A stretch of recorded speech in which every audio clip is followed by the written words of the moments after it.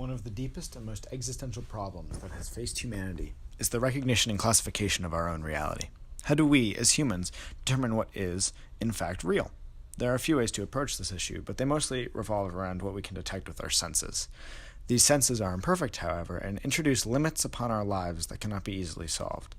With advancing technology, some problems fall away, such as seeing infrared light or detecting biological processes, but there are still vast philosophical questions that demand difficult answers. The philosopher Plato attempted to illustrate this problem with a mental exercise he composed almost 2,400 years ago. It is entitled Plato's Allegory of the Cave and serves as a metaphor for life and reality. I'll describe Plato's writings as best I can. Imagine a cave deep underground. The cave is a few dozen feet long and slopes down gently from the entrance. Near the bottom of the cave, a line of prisoners are chained so that they cannot move their heads or bodies in any way, only their eyes. They face the back wall. Behind them, on a raised platform with a low wall around the edge, burns a bright fire. Around the fire moves a group of puppeteers, carrying an array of puppets and objects that they hold above the wall, casting shadows upon the back wall of the cave and into the view of the prisoners. They move them in realistic ways, portraying believable scenes with the shadows.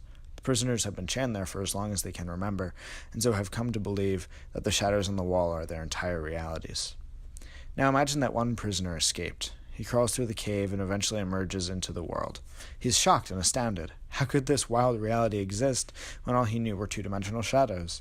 He decides that the other prisoners must experience this greater, truer reality for themselves, and runs back into the cave to free them. But when he reaches them and tells of his experiences, he is dismissed as a fool, a crazy person.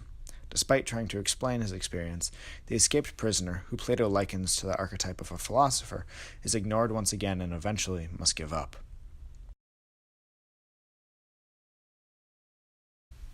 This allegory explains some of the issues with analyzing our reality, including the fallacy of our senses and minds.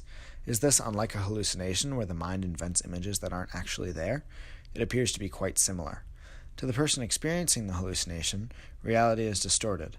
The conundrum of a hallucination is how realistic the experience is. So, is there ever a way to tell someone what their reality should be, or rather, what objective reality is? In Plato's allegory, the prisoners' lives are built on a foundation of perceived images. With modern technology, we can find ways to perceive beyond our senses, but even these methods are often clunky, inconvenient, expensive, or limited. Some realities can never be realized, as there is a permanent barrier separating these realities from each other. Take colorblindness, for instance. To those with colorblindness, their reality lacks some or many of the aspects that able-bodied people can perceive. However, is this reality inherently wrong? I don't think we can say it is. It is simply a different interpretation of the world, not one that is objectively incorrect. Furthermore, is the ability of some animals, such as snakes, to see into the infrared spectrum a figment, unsupported by logic? No. Instead, this perspective is simply unattainable through normal means, not fictitious. Therefore, the allegory of the cave is a perfect lens through which to understand the limits of perception, not just in terms of the senses, but also concerning the limits of our minds and imaginations. Approaching examples like colorblindness, Charles Bonnet syndrome, or the other hallucinations with this idea in mind may help us understand, instead of jumping to the easiest and laziest explanation or reaction.